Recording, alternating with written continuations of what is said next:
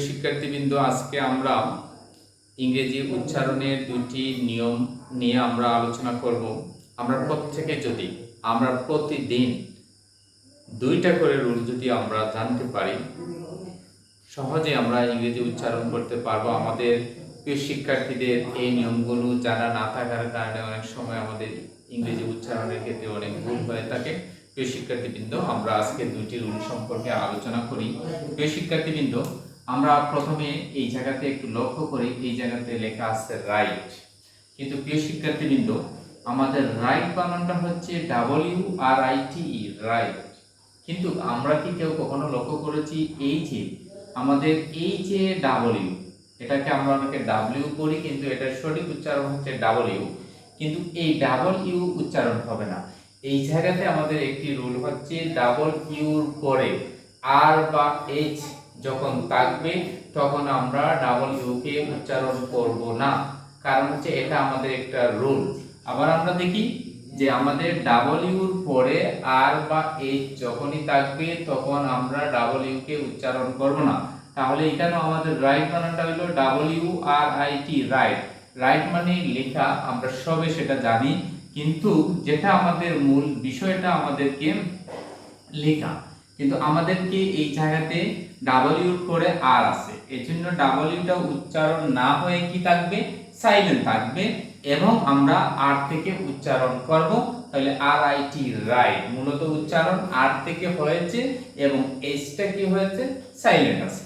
এরপরে আমরা লক্ষ্য করি এখানে রং, WRONG, রং মানে হচ্ছে রং, মানে রং মানে ভুল করা, সেটা রং মানে কি, ভুল করা, ভুল, রং মানে ভুল।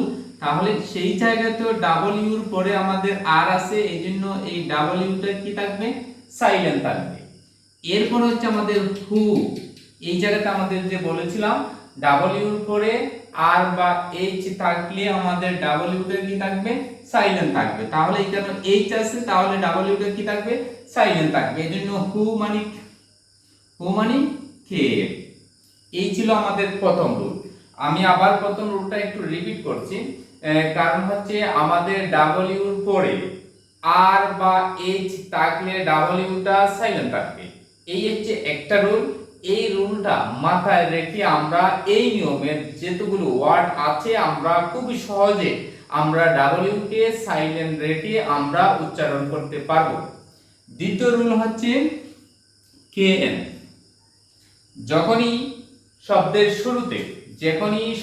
শুরুতে KN একসঙ্গে থাকবে তখনই আমাদেরকে কেটা সাইলেন্ট থাকবে। তো আবার উল্টা বলছি, যখনই KN শব্দের শুরুতে থাকবে সেই জায়গাতে কে সাইলেন্ট থাকবে। তাহলে আমরা দেখি KNOWLEDG, নলেজ, এখানে হচ্ছে আমাদের এই যে কেটা KN একসঙ্গে, এজন্য কেটা সাইলেন্ট থাকবে। নলেজ অর্থ হচ্ছে আমাদের জ্ঞান, এই জায়গাতে হচ্ছে KNEE, নি, এই জায়গাতে KN একসঙ্গে, নি অর্থ হচ্ছে আমাদের হাঁটু। প্রিয় শিক্ষার্থীবৃন্দ, আমরা এইরকম যদি আমরা প্রত্যেকে চেষ্টা করি এইভাবে প্রতিদিন যদি আমরা দুটি করে ইংরেজি উচ্চারণের যদি আমরা কি জানতে পারি, রুল জানতে পারি, তাহলে আমরা রিডিং খুবই সহজে করতে পারবো এবং আমরা এগুলো বিষয়ে আমাদের কি হবে, জ্ঞানের পরিধি বিস্তার পাবে। আমরা বেশি না, প্রত্যেকে দুটি করে চেষ্টা করে যাও, তাহলে ইংরেজি একদম সহজ হয়ে যাবে এবং সঠিকভাবে আমরা সেগুলো উচ্চারণ করতে পারবো। সকলকে ধন্যবাদ।